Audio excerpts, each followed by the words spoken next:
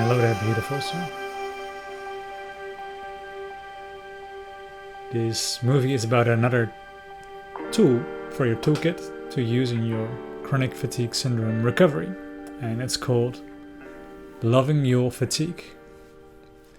And this is in the subcategory of whatever you resist persists. And I remember a very good friend of mine telling me this in the months after chronic fatigue syndrome when it just started in 2015.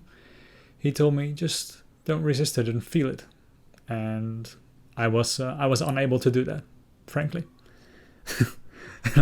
Suddenly the fatigue scared me.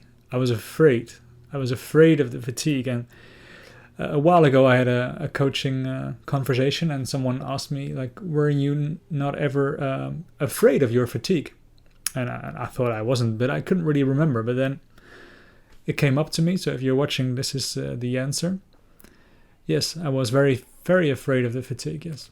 And it wasn't until the very end of my recovery journey that I was not afraid of the fatigue anymore. Probably because I knew I could get out of it.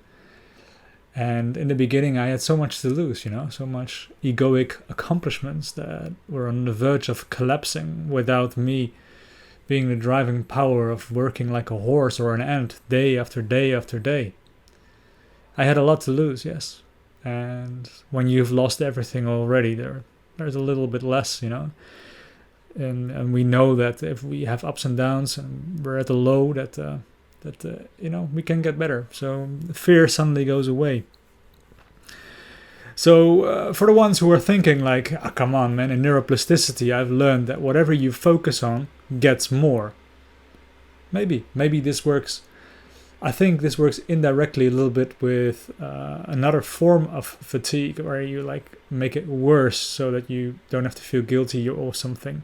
You can actually, on top of the symptoms, you can actually make it worse by really going into it and really trying to feel more fatigue. But that is a whole other story.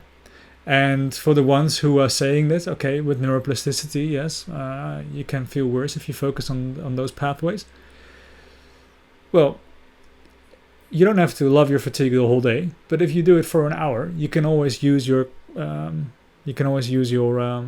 neuroplasticity techniques that are also in the recovery program as another tool in the toolkit to, I've been there, I've loved it for a while, and now I move on. Now I do something else. I stop it, or a calm stop, do something else instead.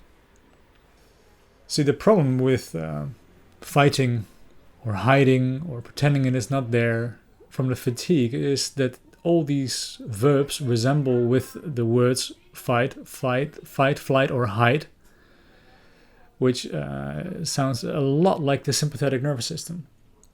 And very often when you feel fatigue and you tune into your heartbeat, you feel that there below the fatigue is an elevated stress level.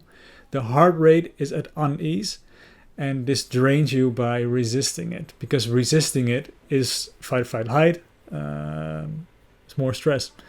And the cause of the fatigue is a maladaptive stress response in the autonomic nervous system. So fighting it is really not an option anymore. And I've learned it only at the very end of my recovery journey, where I really learned how to tune in and I felt my heartbeat. And I probably was feeling a little bit better already, so it wasn't just one big hole of misery where I was in. I could feel the difference, between good days, feeling really good, and bad days, feeling a little bit worse. And the stress, let's say the stress heartbeat, I felt it in my stomach. And I made peace with it. I made friends with it. And maybe after 1 hour, after 2 hours of really resting, really being with it, feeling my heartbeat, I felt it was suddenly getting, the heartbeat was getting better. And the symptoms of this fatigue, this drained feeling, probably often switched at those moments. From severe crash to sleepiness, yawning, bowel movements and bowel sounds, farting, yawning. This is for me a really good phase. And I call this the no man's land phase, because you can also have this phase where you just feel like for 3-4 weeks in a row you only want to sleep, and that is great because that is a healing state. Every level of recovery has got its own challenges, and when you first get there, like after being at rock bottom, this phase is fragile and you can easily go back to a crash. But then you know how to get back to this yawning phase and the bowel movements. And then I started noticing that my body was trembling, like lots of shivering, especially here in this area and my neck. Sometimes my brain as well. And you know, that is stress leaving the body. And you've all heard probably of Dr. Sarno emptying the stress bucket, or the reservoir of anger, as how he also calls it. Emotion can also be a form of stress when you suppress it, or as well when you slowly release it, but that's a whole other story. So the trembling of the body is great. So I hope you enjoy this. This is an extra tool to not fight your fatigue anymore, to not hide from it, to not fly away from it or pretend that it is not there, but to really see it as an urge, to tune into it and to calm down.